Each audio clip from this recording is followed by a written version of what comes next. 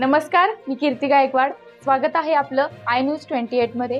चला तर मग जाणून घेऊयात महाराष्ट्रातल्या ताज्या घडामोडी। सांगली जिल्हा उद्योग केंद्र व मेटकॉन यांच्यामार्फत व कै बापूसो शिंदे बहुउद्देशीय सेवाभावी संस्था यांच्या सहकार्याने प्रशिक्षण शिबिराचे आयोजन आष्टा येथील मिरजवेस येथे पार पडला।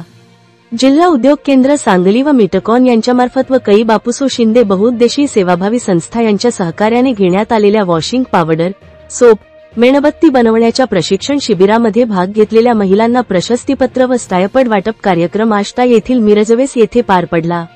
या कार्यक्रमाला प्रमुख पाहुणे म्हणून जिल्हा उद्योगरत्न पुरस्कार प्राप्त उद्योजिका सौ अनिता माळी, सिद्धिविनायक व स्काय गारमेंट इस्लामपूर, प्रसाद पाटील दादा व सौ सोनाली कुरणे मॅडम उपस्थित होत्या।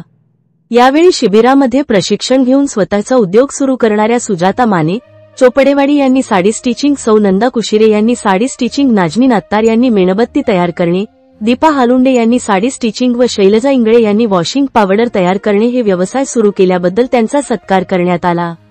यावेळी महिलांनी संस्थेने दिलेल्या प्रशिक्षणामुळे त्यांना व्यवसाय सुरू करण्यास मदत झाली असून कै बापूसो शिंदे बहुउद्देशीय सेवाभावी संस्थेच्या पुढील वाटचालीस शुभेच्छा दिल्या।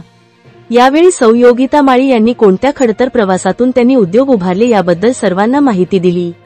उद्योग सुरू करण्यासाठी महिलांनी कसे प्रयत्न केले पाहिजेत याबद्दल सौ सोनाली कुरणे मॅडमनी मार्गदर्शन केले। भविष्यामध्ये आष्ट्यामधील महिलांना उद्योग उभारण्यासाठी सहकार्य करणार असल्याचे त्यांनी सांगितले। यावेळी श्री प्रसाद पाटील दादा यांनी शासन स्तरावर उद्योग उभारणीसाठी जे सहकार्य लागेल ते करणार असल्याचे सांगितले।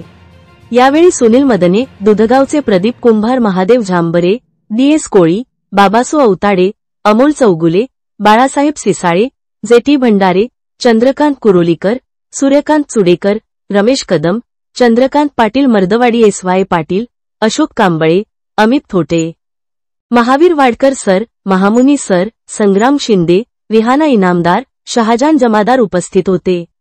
तासगाव तहसील रिपोर्टर अंकुश तानाजी सुर्वेची रिपोर्ट।